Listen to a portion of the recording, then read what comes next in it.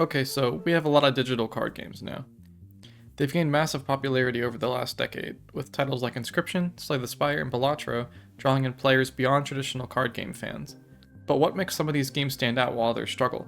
In this analysis, I'll break down the key elements of successful digital card games by examining Hearthstone, Slay the Spire, Legends of Runeterra, Inscryption, Marble Snap, Balatro, and Bazaar.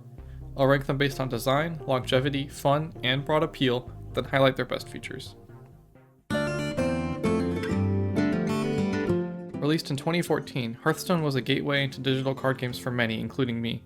Set in the World of Warcraft universe, it has lasted through 36 expansions in 10 years, but its free-to-play model is criticized for being pay-to-win unless you're willing to sacrifice cards for a single deck. Its hero and class system is solid, but can sometimes create class identity issues. For instance, they cite the hero Hunter as having draw as a weakness, then they print cards like this. Hearthstone's turn-based mechanics, where players are idle during their opponent's turn, leads to downtime but also allows for multitasking while doing homework. Minion-based combat is fun, with strategic choices between attacking minions or the opponent's life total. Decks consist of 30 cards, but fatigue mechanics punish players who draw through their entire deck. This rarely happens, but it is a cool design. However, the game's reliance on small numbers makes balance tricky. For instance, say you have a 2 damage spell that costs 2 mana and it's way too powerful. How do you fix it? Increasing the mana cost to 3 would certainly kill the card, but decreasing the damage to 1 might be even worse. Another issue is power creep and how it's exacerbated randomness over time. Also, the meta quickly stabilizes, meaning higher level play often feels restricted to a handful of optimal decks. For all of these design flaws and successes, I'll give it a 7.1. It had really strong fundamentals, but has outdated issues now. For appeal, I'll give it a 5. It was initially quite broad, but now it appeals mostly to existing players. And for fun, I'll give it an 8.2. It's still enjoyable, though other games have surpassed it for me. And it just celebrated its 10th year anniversary, so it can have a 9.8 for longevity. For the takeaway, have a fun combat system, and have frequent updates. Okay, finally done talking about Hearthstone, on to the next game. This auto-battler mode launched several years after Hearthstone and was a refreshing change with its free-to-play format and shared card pool. Players face off against 7 others, buying and upgrading minions from a shared tavern. The synergy between minion tribes is crucial, adding depth to the strategy. However, Battlegrounds suffers from random attack targeting during combat, which can lead to frustratingly unpredictable outcomes. Its real-time nature can cause downtime, and long animations often leave players unable to complete their turns. Though it's well designed for the Hearthstone framework, other auto-battlers have more controlled outcomes. For that reason, I'll give it a design score of 7.8. It has clever use of existing mechanics, but the randomness hurts. For longevity, I'll give it an 8. It's 5 years strong, sure. For an appeal, 8. Attracts both auto-battler and card game fans. And for fun, 8.1. It's slightly less enjoyable than standard Hearthstone for me. And for the takeaway, equal card access for all players enhances fairness and feels more fun. Okay, now finally time to move away from Blizzard. Released in 2019, Slay the Spire is a roguelike deck builder featuring 4 unique playable characters, each with distinct cards and playstyles. It's an incredibly fun game that set the standard for roguelike deck builders, and here's why. First, the game's simplicity makes it easy to learn. You begin with a small deck containing a few attack and block cards along with some unique cards for your character. From there, you choose your path on a map, encountering fights, shops, rest spots, and other mysteries. During combat, you see what the enemy plans to do on its turn and play accordingly, such as using a block card when the enemy signals an attack. The game limits you to 3 of what Hearthstone calls mana per turn, but most cards cost between 0 to 2, rarely exceeding 3. This small pool might seem limiting, but Slay the Spire balances its numbers effectively. They are just above the reach of the small number problem Hearthstone has, for the most part. Most cards are well designed, and have a purpose in every run, avoiding issues found in other card games where cards can feel irrelevant or unbalanced. That's like most of Hearthstone's cards. One of the game's most brilliant mechanics is its deck cycling system. Unlike Hearthstone, which lacks a discard pile or graveyard, Slay the Spire has a discard pile, and lets you experience your whole deck throughout most fights. After drawing 5 cards each turn, the cards you play, or don't play, go into the discard pile, and when your deck runs out, the discard pile reshuffles. This means you'll likely see every card in your deck multiple times in a fight, leading to interesting deck building strategies where you might remove weaker cards to focus on replaying your strongest ones. All in all, the game is easy to pick up but challenging to master. This balance makes it incredibly fun and gives it lasting appeal. Even though the game came out more than 5 years ago and hasn't had any major updates, content creators continue to find new ways to enjoy it. This speaks to the game's exceptional design and long-term appeal. Its roguelike elements, such as relics, which are passive bonuses, and consumable potions, add further depth and variety to each run. Potions in particular are a great mechanic that helps you handle tight situations or ease the difficulty of a tough fight, and the relics are how you make insane builds. Another great feature is the ability to upgrade your cards, but only once per card. While I enjoy this mechanic, I think that allowing additional upgrades could actually add more depth to the game by making you decide whether to focus on a few key cards or spread upgrades across the deck. Currently, upgrades can become useful in the later stages, but this is a rare issue and never feels like a wasted opportunity. Still, I understand that balancing additional upgrades would be tricky. So, how will I rate this? Design, 9.2. Fun, 9.7. Longevity, 9.5. The game remains popular, and Slay the Spire 2 is on the horizon. The Ascension mechanic, which allows you to have an additional 20 levels of difficulty to your runs, also keeps the game fresh. For broad appeal, I'll give it a 9.8. Its simple card mechanics and roguelike structure make it accessible to a wide audience. Most people who try it end up playing for hours. Okay, for the takeaway, roguelike deck builders are incredibly fun.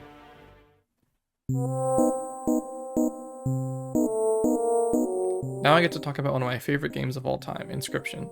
Before I continue, a spoiler warning is necessary. If you haven't played this game, stop here and add it to your wishlist immediately. Inscryption, released in 2021, is a roguelike card game, but it's also an escape room, a collectible card game, and an ARG with a blend of 2D, 3D, first-person, third-person, and even live-action perspectives. However, for the sake of time, I'll focus on the card game elements. The first act of Inscryption shares some similarities with Slay the Spire. You navigate up a map, engaging in battles, acquiring new cards, upgrading or destroying cards, and more. Like Slay the Spire, you also have 3 consumables that can save you in tight situations. But the combat system is wholly unique. Cards are played by sacrificing other cards, based on the blood cost of the card. You also draw from 2 decks, your main deck and a deck of squirrels used for the sacrifices. There's even a bone mechanic, where bones are earned when your cards die and can be used to summon certain creatures. In the second act, the game introduces 4 distinct playstyles: blood and bones, but also energy, kind of like Hearthstone's mana, and mox, reminiscent of Magic the Gathering's lands. While blood and bones are featured in Act 1, energy and mox become prominent in later acts. Personally, I found mox to be the least enjoyable mechanic due to the limited board space, making it difficult to balance between mox and useful cards. Even the developer, Daniel Mullins, seems to agree, as the first act is blood with a side of bones, and the third act is energy with a side of mox. Combat in Inscryption is also unique. Cards deal damage directly across from them, but if there's no card in that spot, they hit the opponent. This is kind of like Magic the Gathering, but the super unique thing is that damage is tracked using a shared scale, meaning when you damage your opponent, you also heal yourself, which leads to some fascinating decisions. One of the game's highlights is its sigils, which grant cards various effects. Some, like Airborne, are inspired by other games, such as Flying and Magic, while others are entirely unique. One of the most powerful things you can do is sacrifice a card, destroying it and putting its sigil on another one. The totem system further amplifies sigils by granting an entire class of cards the same sigil, leading to some truly broken decks, especially when you put that stuff on squirrels. I could talk about Inscryption forever, but I'll end by mentioning how immersive the game is. The ability to physically stand up from the table in the game adds a new dimension that most card games lack. It creates an atmosphere that's unlike anything else, especially in Acts 1 and 3. More digital card games should take advantage of this concept. So, I'll give it a 9.6 for design, it's gotta be a 10 for fun, a 7.5 for longevity. The base game is designed to be played through once or twice for the story, but Casey's mod allows for endless replayability of Act 1. For the broad appeal, a 9.5. Many variety streamers and content creators played this game, even those who don't normally play card games. The only thing that could make this better is if it had controller support or maybe a mobile version. For the takeaway, immersive storytelling and atmosphere can make people fall in love with the game, even if they don't typically enjoy card games.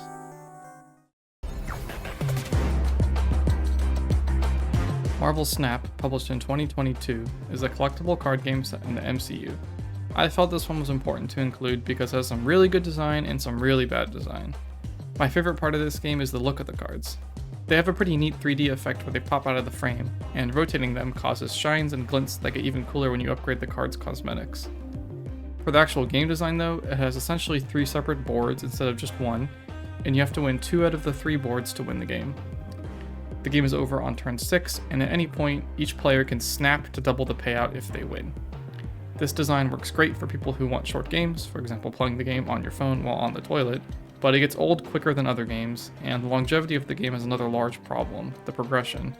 At first, you unlock cards at lightning speed, but after a few hours of playing, progression slows down dramatically and you stop getting any new cards without having to pay money, and people really hate that. So for design, it's going to be a 6 from me, like a 7 for fun. Broad appeal can have an 8, as it did bring in MCU fans as well as card game fans. And longevity, 2.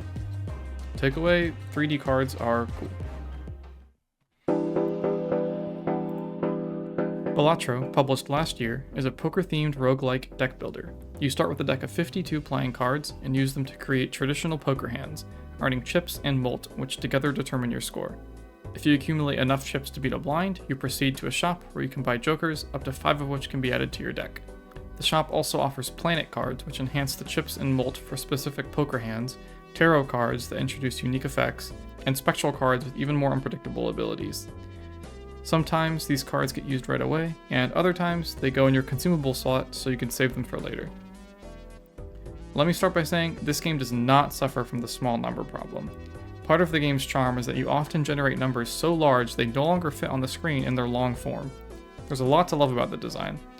You have to consider whether to take on a blind for the chance at money in a shop visit, or skip it in favor of other rewards, all while keeping in mind the boss blinds. There are 150 jokers in the game, giving you a massive range of combos to build. Plus, with so many enchants and effects that can be added to your cards, it would take too long to cover them all. However, everything is unlocked gradually as you progress, so it never feels overwhelming. The game offers several decks to start with, and every time you beat the game with a particular deck, you unlock a harder difficulty for that deck. As in many roguelites, there's an endless mode to continue playing after you finish the game. Balatro has been out for about a year, and I believe it will enjoy good longevity due to the sheer amount of content. It might not have the staying power of some other card games though, so I'll give it an 8.2. For fun, I'd rate it a 9.6. I'm addicted to it, though I slightly preferred Inscryption and Slay the Spire. Design-wise, it's a solid 10. I can't think of anything negative to say. For broad appeal, it's also a 10. I mean, it won Game of the Year, it has controller support, and even a mobile version. And what should we take away from this? How about good unlock progression, replayability, and big numbers?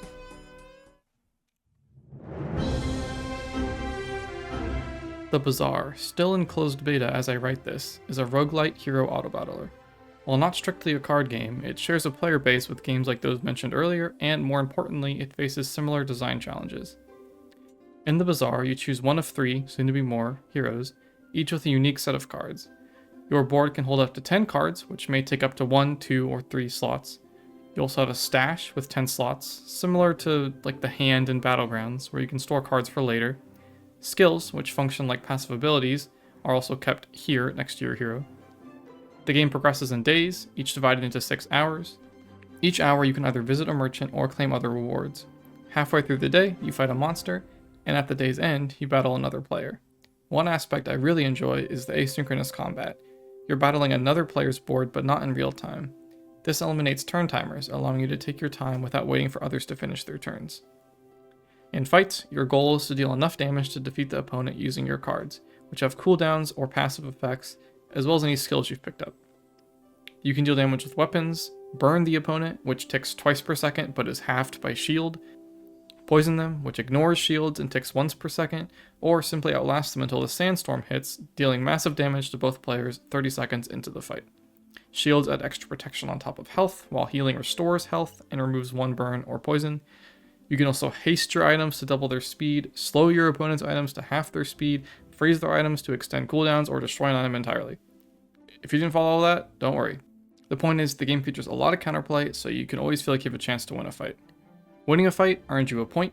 You need 10 to win the game and maximize your rewards, though getting 4 or 7 wins also grants some rewards. Losing a fight causes you to lose prestige equal to the day's number, but if your prestige hits 0 for the first time, it resets to 1, and you can pick a powerful comeback mechanic like a random enchant. Enchants are another cool aspect of the Bazaar. They're rare and add unique effects to cards, such as giving a damage item burn, or giving a heal item haste. What's fun is that the developers didn't take the obvious route when deciding what each enchant does, so there are plenty of surprises. The XP system is also worth noting. Each hour grants XP, and there are additional ways to earn it. Every 8 XP, you level up, increasing your max health and earning rewards like card upgrades. Each card has 4 tiers, from bronze to diamond, similar to Battlegrounds triples, but you only need 2 copies to upgrade. This allows developers to balance cards in 4 different ways: adjusting their cooldowns, changing their starting tier, tweaking their enchants, or modifying the card's effect. While this all might sound overwhelming, it's presented in a very clean, easy to digest manner. The cards look fantastic, with a slight 3D effect, though not quite at Marvel Snap's level. It's a satisfying game with plenty of ways to play each hero, and though there are metas, it's harder to force builds like you can in Battlegrounds. For example, many merchants only show 3 cards, and you can reroll just once for a fee. And yes, the numbers in this game get big too. Big number equals good. For design, I give the Bazaar a 10, and it has a strong foundation and a ton of potential, so I'll give it a speculative 8.5 for longevity. For fun, a 10, and for broad appeal, an 8.3. It's still new, but it is already attracting a solid player base. For the takeaway, let's say less forcing of builds and asynchronous fights.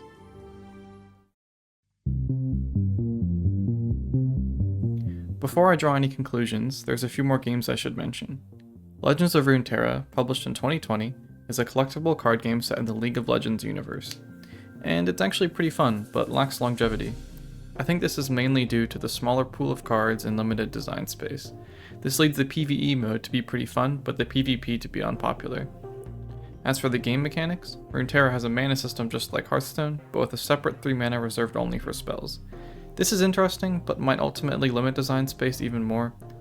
Runeterra also has a combat system similar to Magic the Gathering, with the added polish and reduction of actions that can come from a card game designed to be digital. However, Runeterra does improve upon Hearthstone's design in a couple ways. For instance, card generation is limited to a known pool, which makes the game much less random than Hearthstone. It also tried to fix the problem of turns by not restricting actions to one player's turn at a time. I haven't played enough of the game to feel comfortable rating it, but I do think it has a very important takeaway. Have randomness, but limit it to specific pools in the game.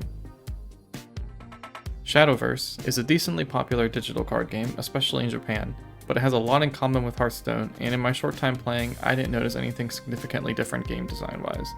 There are small changes, such as not having a coin when going second, having 5 board slots instead of 7, having an evolve mechanic, etc., but the fundamentals are the same.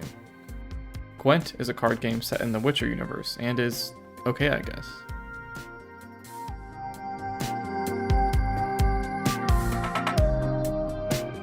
Okay, so based on our takeaways from all these lovely games, we want a game that has a fun combat system and frequent updates, has most of the cards available to everyone for free, is a roguelite, okay, that one might be biased, has a great atmosphere/immersion, has satisfying cards, has big numbers, has lots of replayability, is random but not too random, and has less forcing of builds. And for me, the Bazaar actually satisfies every single one of those checkmarks. The nature of the concept, in which you trade and fight in a marketplace, leaves so much room for more design space, and what they already have is fantastic. It's free to play, but does not feel pay to win. The game will be open beta soon, and I absolutely recommend it. As for Inscryption, Slay the Spire, and Balatro, they cost money up front, so they're in a different category than the likes of Hearthstone, Marvel Snap, Runeterra, and the Bazaar. If you're looking for a single player experience, then those 3 also satisfy all of those checkmarks. But as for the perfect digital card game, that can still be created.